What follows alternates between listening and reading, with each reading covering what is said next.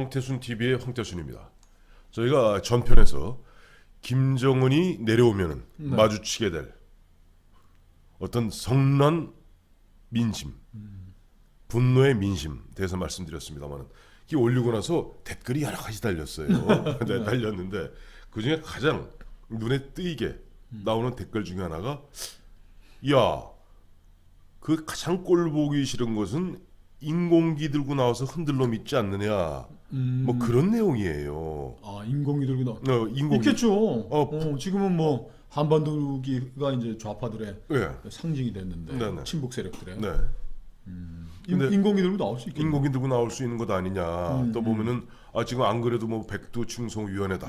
그다음 뭐 위인, 그다음 김정은을 갖다 위인으로 지금 뭐 이야기하고 있는 이런 분위기라면 능히 보면은 인공기 들고 나올 수도 있는 것 아니냐. 그거를 어떻게 두 눈 뜨고 어떻게 보느냐 하는 그런 댓글이 달렸는데, 예전에 제가 우리 김영광 실장한테 들은 얘기인데 인천에서 뭐 희한한 일이 한 번 있었다면서요.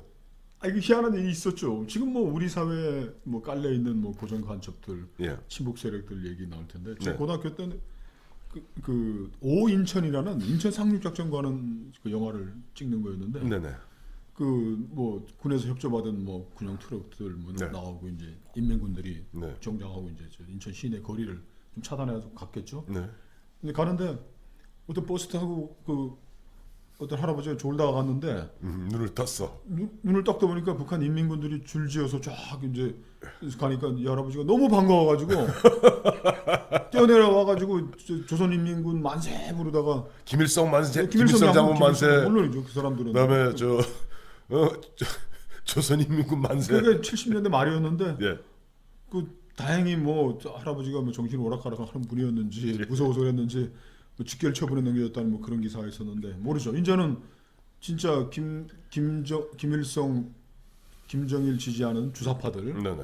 그리고 저 친북 세력들이 준동하면서 인공기 들고 나올 수 있겠죠. 저는 충분하다고 생각합니다. 지금 우리가 주사파에 대해서 그 80년대 중반에 뭐 전대협 주사파, 이게 우리 늘 법원에서 이적 단체로 규정했지 않습니까? 전대협이 무슨 학교 친목 단체가 아니에요. 주사파, 전대협 주사파들은 네. 김일성, 김정일 앞에서 충성 맹세하고 노동당 비밀 입당하고 한 그런 사람들이 있기 때문에 반국가 단체로 했던 겁니다. 그래서 대표적으로 보면 강철 서신에 김영하 씨 같은 김영하 경우 씨도. 같은 건 잠수함 타고 북한 가서 김일성 만나고. 김일성 만나고 조유식, 김영환 가서 만나고 네. 뭐 했던 것인데, 그 예전에 뭐 간첩단 사건 나오면 뭐 대학생들이 현지 입당한다 그러잖아요. 북한 그렇죠. 공작원이 와가지고 예. 하는데, 노동당 당원이 되는 건 굉장히 어렵습니다. 북한 노동당에서 교육하지 않습니까? 그렇죠.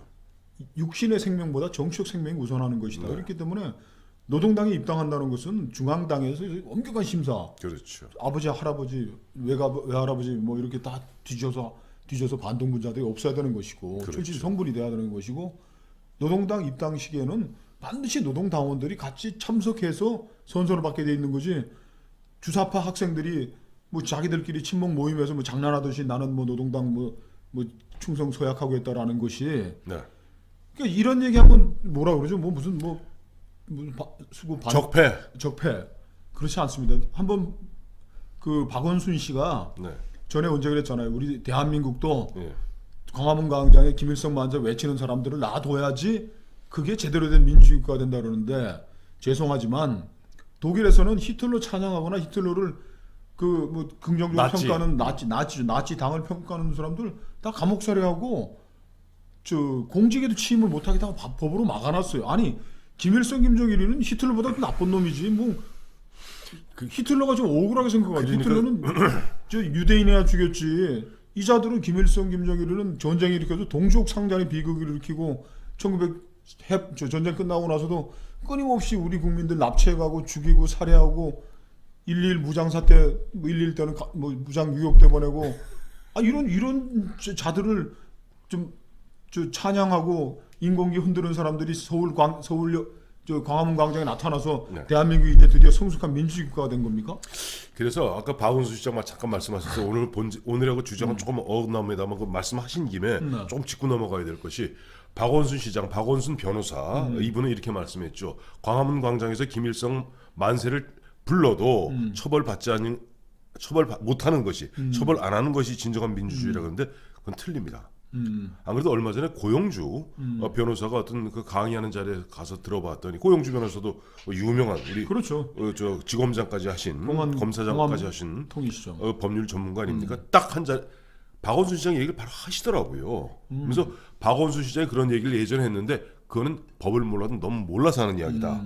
대한민국이 아까 말씀하신 대로 헌법에 보면 모든 자유가 있지만은 그 법률에 따라서 일지 유보할 수 있는 부분이 있습니다. 그것은 국가보안법이 살아있는 한은 대한민국 광화문 광장에서 김일성 만세, 김정은 만세 부르면 처벌해야만 합니다. 당연하죠. 하도 좌파들이 억지 쓰고 뭐 네. 그동안 뭐 하는 걸 그냥 우리가 그냥 관용했던 것이지. 네네. 그게 뭐 말이 되는 소리입니까? 다시 우리 주제로 돌아올게요. 네. 주제로 돌아오면 오늘의 주제는 결국 보면 이런 식으로 보면은 이런 식으로 대한민국의 어떤 국방 안보를 지키는 장군들을 또 군을 무력화시키고 모욕 주고 그야말로 예전에 무슨 개 똥 취급 하듯이 하는 이재수 것이 사령관은 옳은가? 뭐 항해에서 지금 자살한 거 자살했고 얼마 전에 박찬주 대장 같은 경우는 그야말로 그 모욕을 당하지 않았습니까? 이러한 것이 옳은 것인가? 과연 이런 상태에서 우리 국민의 최종적으로 국민의 생명과 안전을 지켜줄 군이 그야말로 넋이 빠지진 않을까 걱정돼서 오늘 이 자리를 마련한 것입니다. 그런 걱정할 정도가 아니고 네, 한국군의 전투 의지는 이제 허리가 부러졌다 그렇게 보는 게 맞겠죠. 그렇죠. 지금 박찬주 대장이 그 공관병 뭐 무슨 갑질이라는 네, 여론몰이 토끼몰이에 해가지고 결국 전역하겠다고 그러는데도 전역도 안 받아주고 전역 안 시켰죠. 전역 안 시켰죠. 육군 대장을 정말 동네 양아치 다루듯이 해가지고 육군 영창에 가두고 사병영창이죠. 헌병대 헌병대 영창이죠. 석 가두고 달을. 전역도 안 시켜주고 이렇게 대한민국 박찬주 개인에 대한 그 군인에 대한 모독이 아니고 네. 이거는 대한민국 군 장병 전부에 대한 모독이라고 봐야죠. 저는 엄격하게 얘기하면 박찬주 대장을 갖다가 전역을 안 시키고 석 달 동안을 갖다 그 놔둔 헌병대 상태 영창에 가뒀다. 그거 결정한 사람 나중에 직권남용으로 처벌받습니다. 왜냐하니까 물론이죠. 군 인사법에 따르면요 육군 중장 3스타 이상 6해공 공이 똑같습니다. 3스타 이상 3스타 4스타 중장과 대장은 자기 보직이 없으면은 그건 자동 전역하게 되어 있습니다. 이 적폐처단이라는 말로 지금 신적폐들이 한 정말 만행이라는 게 이루 말할 수가 없는 거죠. 네, 전쟁 포로에 대한 네, 제네바 협약에서도 네. 협약에서는 그 장교들은 노역을 못 시키게 돼 있습니다. 장교, 장군, 사병이 다 처우가 다릅니다. 다 다르죠. 네. 그건 뭐 군의 위계라는 것도 있고 군의 명예라는 것도 있는데 박찬주 그 대장이 최근에 어디 중앙 일간지하고서 인터뷰를 했는데 정말 치욕스러워 죽고 싶었고 네. 차라리 북한군 포로가 되는 게 나았을 것 같다. 육군 대장을 그냥 병사들 가두는 거 영창에 같이 석 달 가둬놓고서 모욕을 주고 정말 저렇게 모멸감을 줘가지고 죽고 싶게 만드는 이유가 도대체 뭐였겠습니까? 이분이 이렇게 토끼몰이 적폐몰이에 당한 가장 큰 이유는 네. 사병 공관병들에게 적폐했다는 걸 군 검찰에서 조사할 테니 네. 별 4개 달린 정복을 입고 나와라. 그런데 이분이 우리 군의 명예를 생각해서 전역해서 내가 민간인 민간으로서 그래서 사복을 입고 나갔더니 예. 이게 괘씸죄에 찍혀가지고서 이렇게 지금까지 괴롭힘을 당하고 있는. 근데 누가 그걸 괘씸하게 여겼나요? 아마 군인들끼리는 괘씸하게 여기지 않았을 것 같아요. 별 4개 이렇게 양쪽 어깨에 달린 정복 입고 나오라는 사람이 그냥 상부에서 그래요. 상부라면 뭐 사성장군 상부면은 국방장관이나 뭐 그 국방장관 지휘하는 청와대 모시가 했을 텐데 예. 그 둘은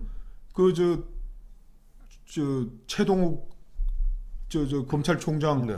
뭐 전역 안 시키고 아니고 퇴임 안 시키고 끝까지 뭐 조사한다고 붙들어서 모욕 줬던 그 정권 사람들보다 더한 거죠. 저는 송영무 당시 국방부 장관이 여기에서 본인의 의지라고 보지는 않습니다. 송영무 장관도 해군 대장 출신 아니에요? 그러니까 신적폐 청산을 하면 송영무 그 박찬주 대장에게 이런 인격 모독과 불법적인 만행을 저지르는 사람들에 대해서 나중에 규명하고 처벌해야죠. 처벌해야죠. 네. 저는 보면 이 중국 역사에 대해 제가 좀 중국 역사 좋아하지 않습니까? 많이 읽고 중국 역사서를 읽어보면 혹 망조가 들면은 이른바 환관들이 망조가 들면은 간신들이 난무하기 시작합니다. 대표적으로 중국 사람들이 가장 존경하는 장군은 두 사람이에요. 한 사람은 우리가 알고 있는 관우. 관우는 뭐 이제 충신해. 근데 실제 중국 사람들이 가장 보면 사랑하고 존경하는 장군은 악비라는 장군입니다. 송나라 때. 송나라 망할 때. 예, 송나라 망하기 직전에. 그리고 나라를 갖다 굳건히 지키면서 오랑캐 금나라로부터 나라를 지키는데 간신 진회라는 사람한테 모함을 당하죠. 그래서 그야말로 고문을 하고 온 것 같아 뭐 이른바 반역한 증거가 나와야지. 그 옆에 있는 다른 장수들이 너무 가슴이 아프니까 아니 도대체 악비가 반역하고 모반했다는 증거가 있느냐? 있습니까? 그때 유명한 말을 합니다. 그 진회가 천하의 진회가 지금도 중국 가보시면 알겠지만은 진회 동상은 무릎 꿇려는 거기 침 뱉는 것이 중국 사람들의 뭐랄까 일종의 낙입니다. 진회가 뭐라 그러니까 확실한 증거는 없으나 아마 그런 일이 있었을지도 모른다. 다시 지금 기무사가 저 계엄을 선포해서 예. 정권을 찬탈하려고 했던 음모가 있었을지도 모른다라는 걸로 지금 대통령이 수사 지시했는데 지금 뭐 아무것도 안 나오고 있는 그 거예요. 진회 얘기 다시 한번 읊어드릴게요. 확실한 증거는 없으나 그런 일이 있었을지도 모른다. 그래갖고 결국 보면 악비를 갖다가 참수형에 처합니다. 그리고 결국 얼마 안 있어서 결국 송나라는 멸망의 길을 걷게 되죠. 그렇죠. 또 하나 있어요. 우리가 잘 알고 있는 그 명나라 말기, 청나라 초기 그 무렵에 보면 그 여진족들의 청나라가 크게 얼마 전에 했던 우리 그 남한산성이라는 영화 있지 않습니까? 거기 나오는 황제가 홍타지입니다.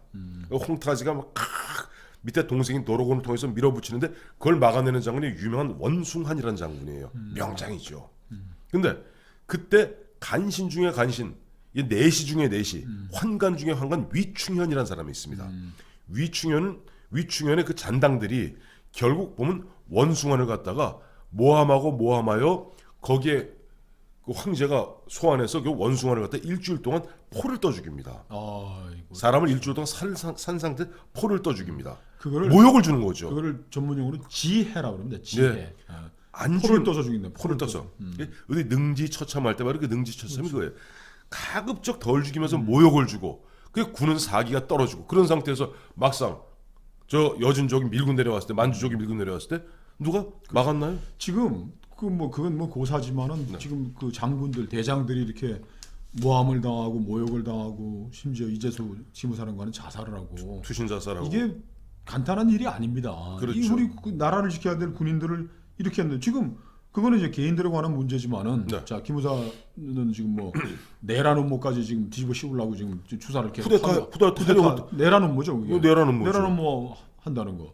또 뭐 불법했다고 뭐 세월호 저 뭐 가족들 뭐 사찰하고 돌아다녔는데 이재수 사령관 좀 투신 자살하고 나니까 네. 언론에 조금 나오대요. 뭐라고요? 사실은 기무사가 거기 간 거는 네. 세월호 인양 작업하는데 군 부대들이 워낙 많이 가고 하니까 자연히 따라가서 군에 돌아가는 상황 같은 거 정보 보고 하고 저 세월호 추모 분위기가 훼손되지 않도록 해라 이런 보고서도 또 내려오고 가고 했다는 거 아닙니까? 네.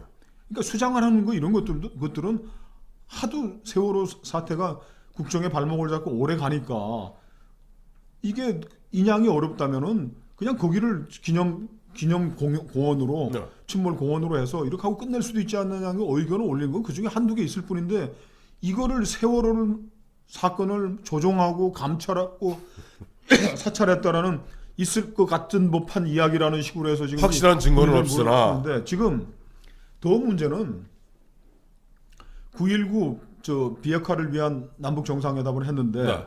그 비핵화 진전도 되지 않는데 지금 군사훈련 다 중단했죠. 내년에 있는 뭐 독수리훈련은 미국은 아예 안 오겠다고 지금 그런 거 아닙니까? 미국 입장에서야 뭐 불감성 고소는 아니겠어요? 안 온다 그랬지. 뭐가 아주 너희들이 뭐 안 하겠다는데 지금 또 그리고 우리 저 황태순 TV에서 지적을 했듯이 아니 천하의 비행 금지 구역을 자기 나라에 설치하는 바보 나라가 어디 있습니까? 지 눈을 찌르고 지 눈을 가리는 건데. 우리나라 있잖아요.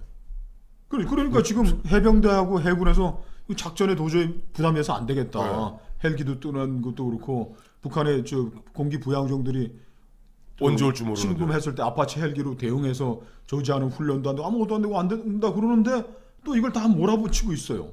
비핵화에 관해서는 김정은이가 뭐 우리한테 한 번도 얘기한 적도 없고 문재인 대통령한테만 귀에다 대고 형님 쏘곤쏘곤 했다는 게 있다고만 전해져 오는 그 얘기를 듣고 우리의 안보 대비 태세를 다 허물고 군인들은 사성장군들을 수십만을 이끄는 사성장군들 저 모욕 주고 자살하게 만들고 그리고 군 통수권자는 대통령이지 비서실장은 아무 관계도 없는 사람이에요.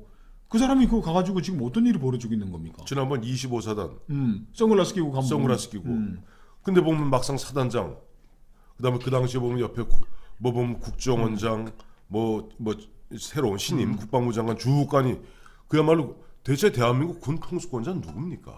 그러니까 그 그리고 문제는 대통령이 통수권을 침범한 것도 있지만은 그것보다는 군인들을 정치화시키는 그렇죠. 거예요. 정치화시키는 거죠. 어쨌든 간에 보면 그 임명권을 갖다 청와대 대통령이 갖고 있는 거 아니에요?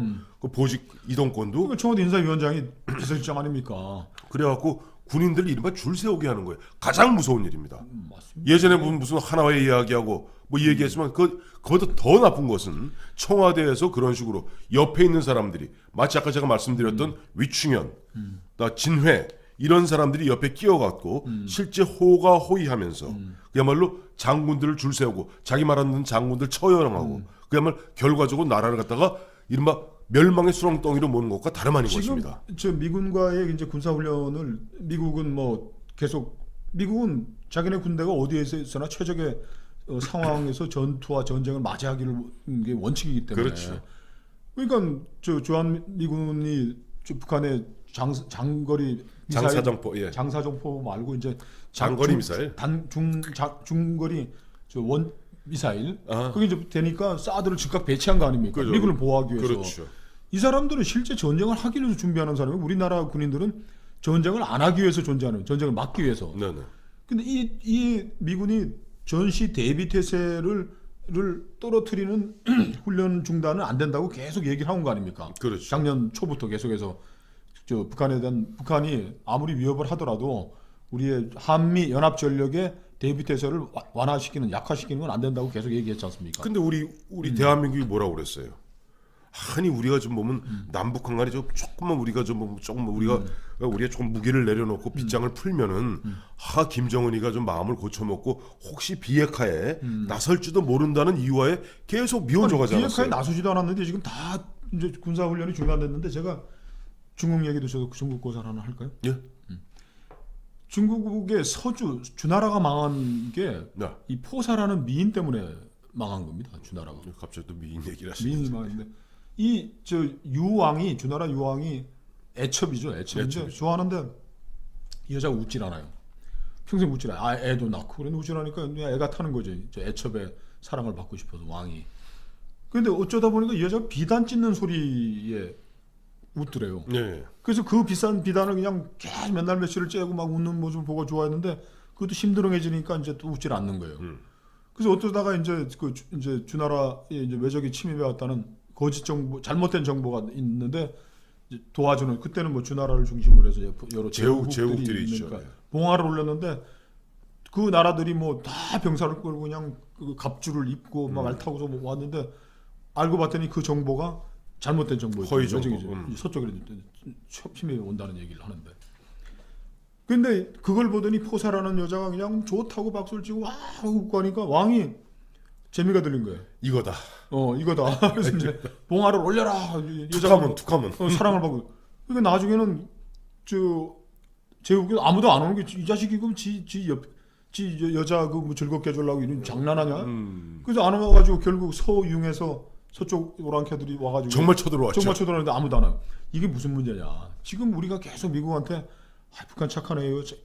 미군들은 또 야, 막 그래도 아무리 착하네고 뭐가네 전쟁 준비는 해야 돼 그러는데 그 얘기는 계속 하는데 형 아니 하지 마. 참아봐봐. 괜찮아. 우리가 지금 있으면 한 웃을 2년 거야. 동안 문재인 정권이 이렇게 해가지고 미국 저 현지 주한미군 사령관을 포함한 이게 다 연결돼서 미국이 뭐 합참이 있고 다 있는데 그 사람들한테 보고가 돼가지고 야 한국은 뭐 어찌 되든 간에 그냥 우리 끼지 않고 지들끼리 좀 해보다가 뭐 전쟁은 뭐 지들이 뭐 알아서 하겠다고 그러니 이렇게 됐는데 북한이 태도를 확 돌변해가지고서 저기 전쟁하겠다 전쟁 대비 태세하고 저 백령도 어디 근처에 있는 섬 하나 점령하고 우리가 다급하게 가가지고 형님 그게 아니고 지금 얘들이 진짜 쳐들어온다 그러면 너희 비단 찢었잖아.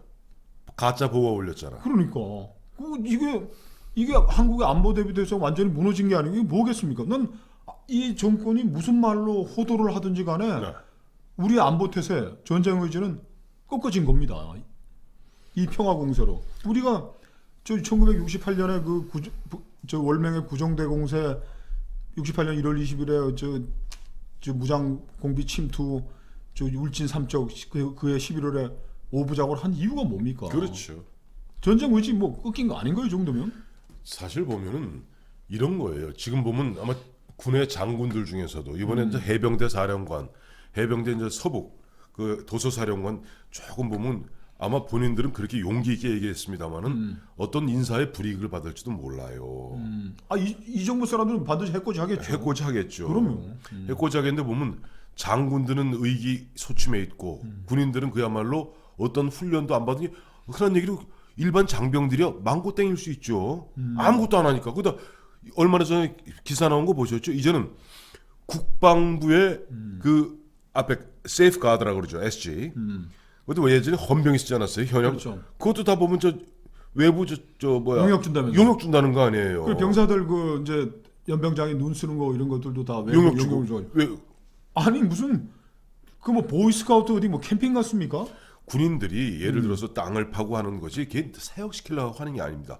실제 전쟁이 났을 때 군인들은 보병원 가서 아시지 않습니까? 땅을 파고 참호를 만들어야 자기 목숨을 지킵니다. 그 훈련 과정이에요. 그런 작은 훈련부터 중대 단위, 대대 단위, 사단, 군단 단위로 계속 끊임없는 훈련에서 눈을 감고도 만약에 유사시에 전쟁에 대비할 수 있다는 것은 바로 병사 한 사람 한 사람의 목숨을 갖다 가장 지켜주는 길이기도 합니다. 그럼요. 그 저는 저 1988년에 있었던 팀 스피릿 훈련, 네, 그 한미 연합 훈련 그 굉장히 큰 훈련이었죠. 네, 그러니까 저기 강원도에서부터 한반도의 남쪽에 북동쪽에서부터 이 남서쪽으로 이렇게 대각선으로 이렇게 오르락 내리락하면서 하는 거였는데 육군 24단.